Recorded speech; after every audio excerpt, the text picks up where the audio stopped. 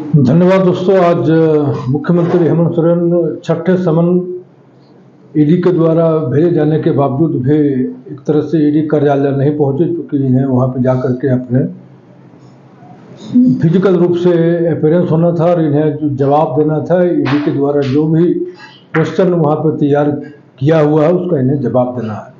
क्योंकि जमीन घोटाले के मामले में ईडी इन्हें जो है सम्मन भेज रही है। सम्मन पर सम्मन दर सम्मन भेजने के बाद मामला न्यायालय तक पहुंचा और अंततः सुप्रीम कोर्ट ने जो है हाईकोर्ट जाने के लिए इन्हें निर्देशित किया था, लेकिन हाईकोर्ट से भी इन्हें राहत नहीं मिली और इनके एक तरह से पिटीशन को हाईकोर्ट के द्वारा खारिज कर दिया गया। खारिज कर दिए जाने के बाद अभी कयास लगाया जा रहा है कि इन्हें देर सवेर जो है हाजिर होना ही होगा और हाजिर होने के बाद स्थिति क्या बदलेगी ये कहना और समझना जो है अभी बाकी है। क्योंकि राजनीतिक में जो भी समस्या होती है उसका निदान भी होता है और विकल्प भी जो है तलाशा जाता है। ऐसी बात नहीं है कि एक आखिरी विकल्प है, लेकिन जिस ढंग से ईडी के द्वारा दबाव बनाया जा रहा है उससे देर सवेर झारखंड में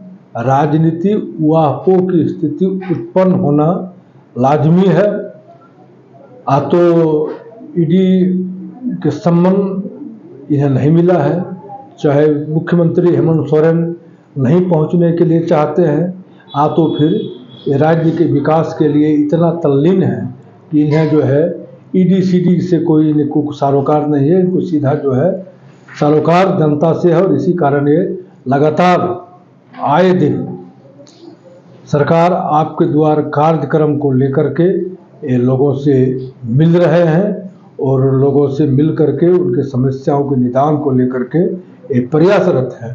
अब वैसे समय में ईडी के द्वारा इन्हें बार बार जो है नोटिस के बावजूद भी जब ये नहीं पहुंच रहे हैं तो निश्चित रूप से कहीं न कहीं संवैधानिक स्थिति दोनों तरफ से उत्पन्न हो सकती है। एक में तो ईडी अगर किन्हीं को साधारण लोगों को अगर 2 बार 3 बार अगर सम्मन देती है, नहीं पहुंचती है, तो उन्हें जो है ईडी अरेस्ट कर लेती है। दूसरी तरफ कि मुख्यमंत्री हेमंत सोरेन अभी तक ईडी के द्वार नहीं पहुंचे हैं।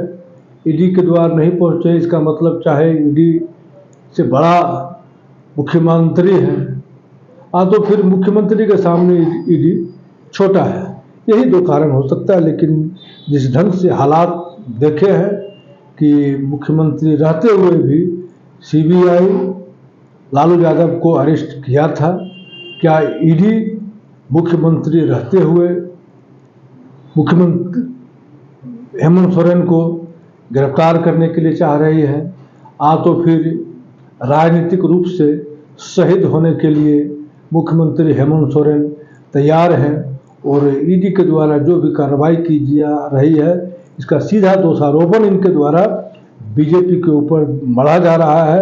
क्योंकि हम आदिवासी हैं, आदिवासी मुख्यमंत्री है, इसीलिए हमें बीजेपी वाले तंग कर रहे हैं। दूसरी तरफ इनके घोर विरोधी, पारंपरिक विरोधी, पहले भी विरोधी थे, इधर जो है कुछ दिन बीजेपी से भागने के बाद बाबूलाल मरांडी जो इनसे सटे थे, लेकिन जब पुनः जो है बीजेपी में वो वापस आ गए तो उनके द्वारा बराबर जो निशाना हेमंत सोरेन के विरुद्ध एक तरह से लगाया जा रहा है। चाहे वो जमीन घोटाला मामले हो गए, चाहे अन्य घोटाला में, सबसे डायरेक्ट इनडायरेक्ट जो है कनेक्शन वो हेमंत सोरेन को जोड़ देते हैं। चाहे वो धीरज साहू के यहाँ जो पैसा पकड़ाया उसमें भी जो है कहीं न कहीं विपक्ष यानी बीजेपी जो है झारखंड की है, प्रतिपक्ष के नेता बाबूलाल मरांडी वो हमलावर है। अब तो प्रतिपक्ष के नेता तो बीजेपी बाबूलाल मरांडी नहीं रहे, बीजेपी प्रदेश अध्यक्ष जो है हमलावर है। इसके अतिरिक्त तो कई और लोग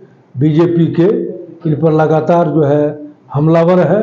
अब देखा जाए कि हेमंत सोरेन ईडी के दोजक तक पहुंचते हैं या फिर ईडी सम्मन को इसी तरह से जो है रद्दी का जो कागज का जो रद्दी का टुकड़ा होता है उसमें जो है फेंक देता है। ये आने वाले समय में दिलचस्प होगा। धन्यवाद। ईडी दफ्तर रांची के बाहर का नज़ारा है, जहां पर आप देख सकते हैं कि वहां पे जो है सुरक्षा के लिहाज से वहां के पुलिस पदाधिकारी एवं कर्मी वहां पर उपस्थित हैं, ताकि सीएम अगर यहां पे आते हैं तो उनको ये किसी तरह का कोई विधि व्यवस्था उत्पन्न न हो। लेकिन इससे इतर मुख्यमंत्री हेमंत सोरेन ईडी कार्यालय जाने की बजाय सीधा जो है दुमका आ गए, जहां पर बड़ा मैदान ढाका में उन्होंने एक कार्यक्रम को